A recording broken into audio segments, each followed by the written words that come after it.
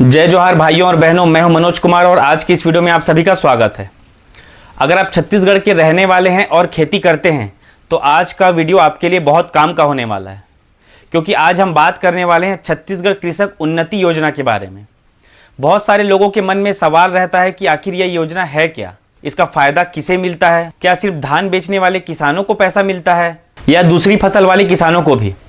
अगर किसी के पास सिर्फ 1 एकड़ है तो क्या उसे भी लाभ मिलेगा?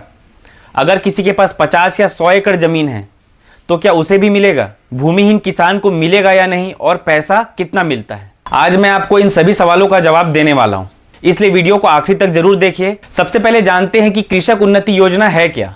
दोस्तों, छत्तीसगढ़ सरकार ने किसानों की मदद के लिए ये योजना शुरू की है। इसका मकसद है कि किसानों की आमदनी बढ़े, खेती करना आसान हो और किसान अच्छी खेती कर सकें। खेती में बीज खरीदना पड़ता है, खाद खरीदनी पड़ती है और दवाई खरीदनी पड़ती है और मजदूरी भी लगती है। इन सब में काफ़ी खर्च होता है। सरकार चाहती है कि किसानों का ये खर्च थोड़ा सा कम हो जाए, इसलिए इस योजना के तहत आर्थिक मदद दी जाती है। साथ ही सरकार ये भी चाहती है कि किसान सिर्फ धान की खेती तक ही सीमित ना रहे, बल्कि दूसरी फसलों की भी खेती करे। अब बात करते हैं कि इस योजना का लाभ किन लोगों को मिलता है।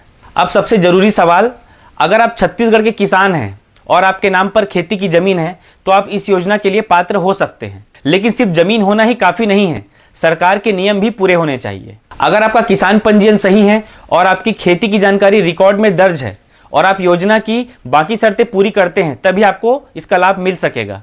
अब बहुत सारे लोगों के मन में ये सवाल है, क्या 1 एकड़ जमीन वाले किसान को भी इसका लाभ मिलेगा? इस सवाल का जवाब है हाँ, बिल्कुल मिल सकता है। अगर आपके पास सिर्फ 1 एकड़ जमीन है तब भी आप इस योजना के लिए पात्र हो सकते हैं। अगर आपके पास 2 एकड़, 5 एकड़, 10, 20, 50 या 100 एकड़ जमीन है तब भी आपको इसका लाभ मिल सकता है।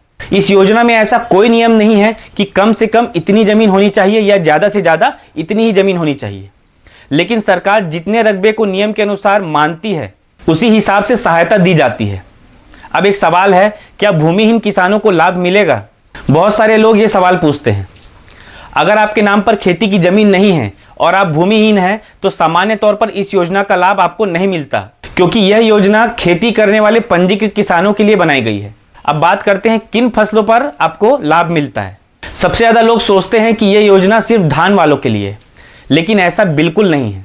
धान के अलावा कई दूसरी खरीफ फसलें भी इसमें शामिल है, जैसे मक्का, उड़द, मूंग, अरहर, सोयाबीन, तिल, मूंगफली, कोदो, कुटकी, रागी, कपास। यानी अगर किसान इन फसलों की भी खेती करते हैं और योजना की शर्तें पूरी करते हैं तो उन्हें भी इसका लाभ मिल सकता है। एक सवाल है, क्या सब्जी की खेती करने वालों को भी पैसा मिलेगा?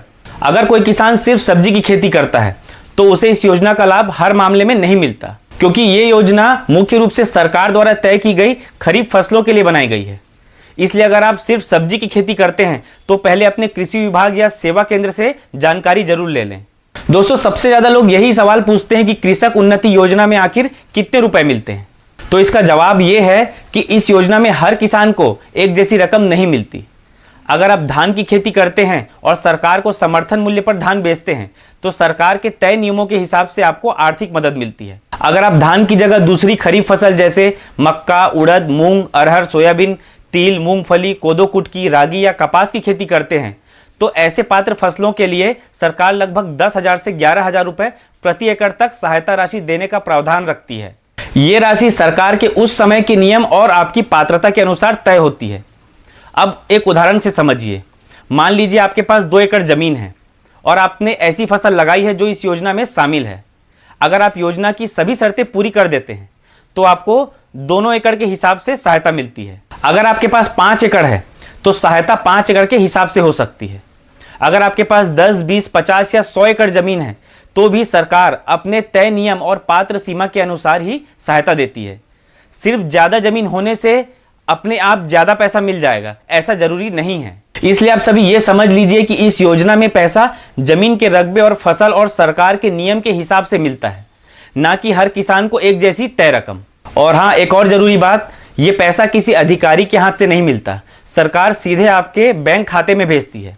इसलिए आपका बैंक खाता, आधार और किसान पंजीयन सही होना जरूरी है।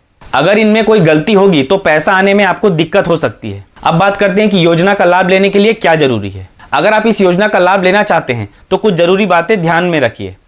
सबसे पहले अपने किसान पंजीयन को अपडेट रखें। अगर सरकार फसल पंजीयन करवा रही है तो समय पर जरूर करवा लें और अपने बैंक खातों को आधार से जोड़ कर रखें।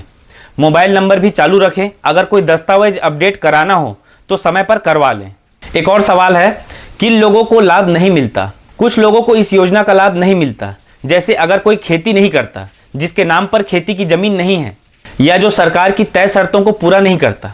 ऐसे लोगों को सामान्य तौर पर इस योजना का लाभ नहीं दिया जाता। योजना का सबसे बड़ा फायदा क्या है? इस योजना से किसानों को खेती का खर्च निकालने में मदद मिलती है।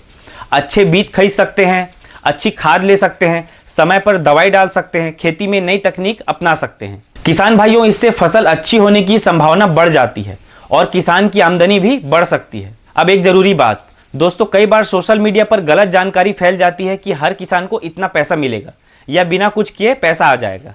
ऐसी बातों पर भरोसा मत कीजिए। सरकार जिन किसानों को पात्र मानती है और जिनकी जानकारी सही रहती है, उन्हीं को योजना का लाभ मिलता है। तो दोस्तों, उम्मीद करता हूं कि अब आपको छत्तीसगढ़ कृषक उन्नति योजना के बारे में पूरी जानकारी मिल गई होगी।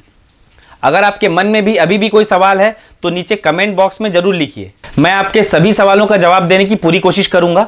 अगर ये वीडियो आपको अच्छा लगे तो इसे लाइक जरूर करें और अपने किसान भाइयों के साथ शेयर करना ना भूलें। और ऐसे ही जानकारियों के लिए हमारे चैनल को सब्सक्राइब करना बिल्कुल मत भूलिए। तो दोस्तों, मिलते हैं अगले काम की वीडियो में। धन्यवाद।